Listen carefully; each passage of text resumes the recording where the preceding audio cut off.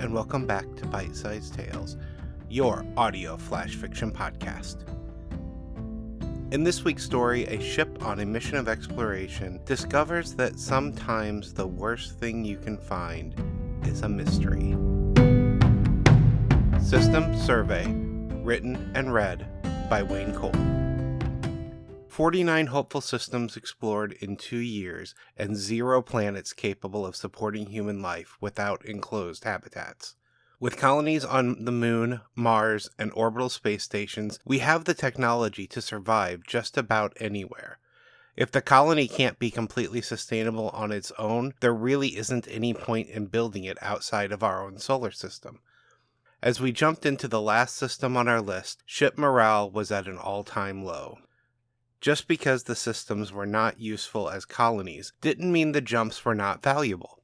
Our ship had gathered enough data to keep scientists on Earth busy for years. That was not our primary mission, though, and none of us liked the idea of failing in our goal.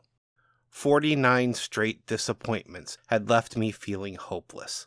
That was my mindset as another new star field filled the main screen. What had been a moment of pure excitement at the beginning of our mission had come to be a moment of dread. Launch probes and start the system scans. Whoa, try to contain that enthusiasm, sir. You might hurt something.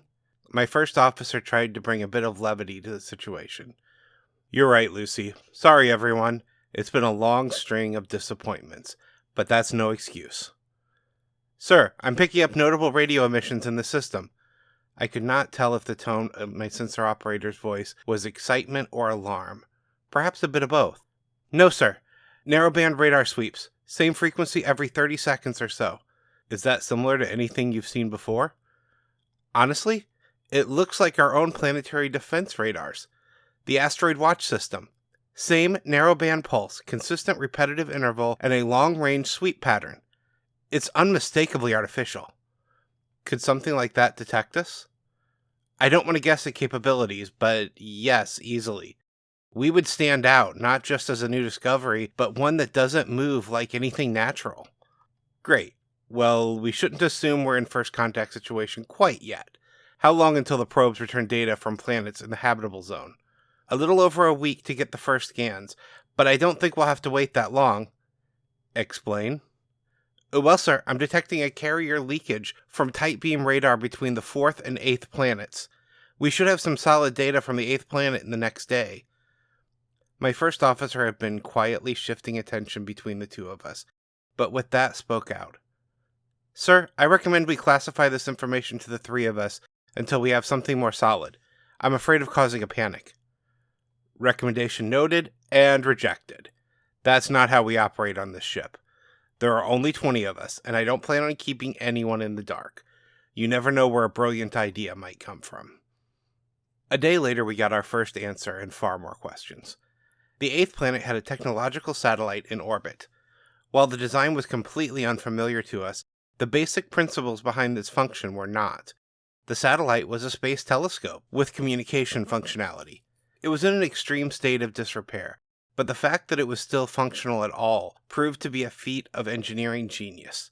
Our teams were studying the satellite and trying to reverse engineer the communication protocols for weeks. 2 weeks after arrival, we got the next wave of answers.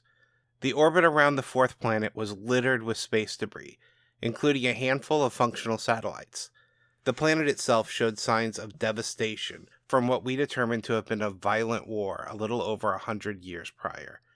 There were indications of nuclear detonations, along with something far more devastating that we thankfully had never achieved on Earth. Our first signs of life in another solar system, and it had destroyed itself just 100 years before we could make contact. I walked into the conference room and sat at the head of the table.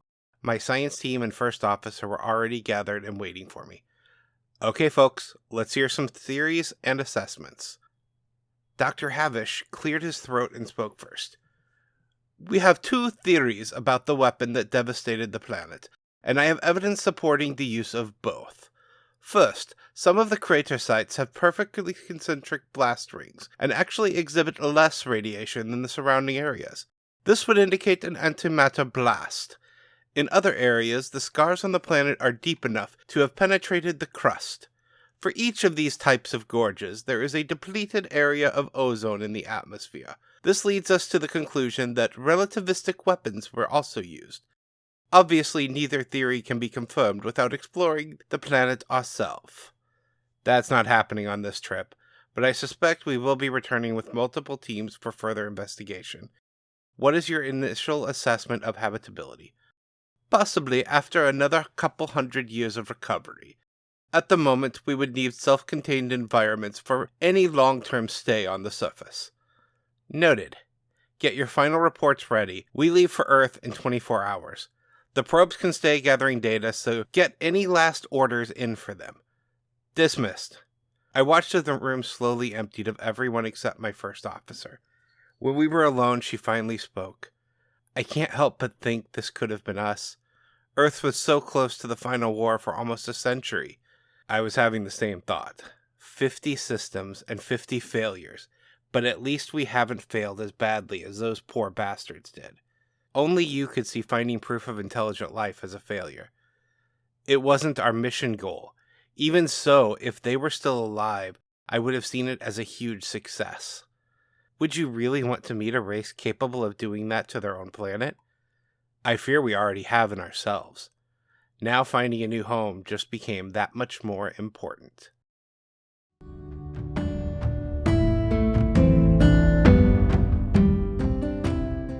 Author's note. For this story, I had the idea of an exploration mission arriving just a little too late to meet the inhabitants. In this case, 100 years too late. I wanted to explore that idea of discovering the destruction and what that would do to you. In the end, I didn't actually do much exploration with this story, and presented it kind of straightforward. Still, I think it's an interesting concept, and I may touch on it again in the future.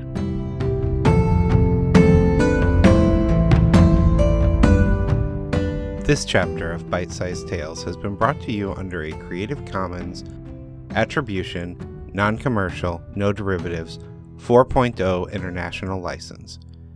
Intro and outro music is Fantasy Motion by Alexander Nakarada, provided under a Creative Commons 4.0 license. If you enjoyed what you heard today, we would greatly appreciate reviews and recommendations to your friends. Finally, for more information about our authors, please visit bitesizedtales.com. We look forward to reading to you next time.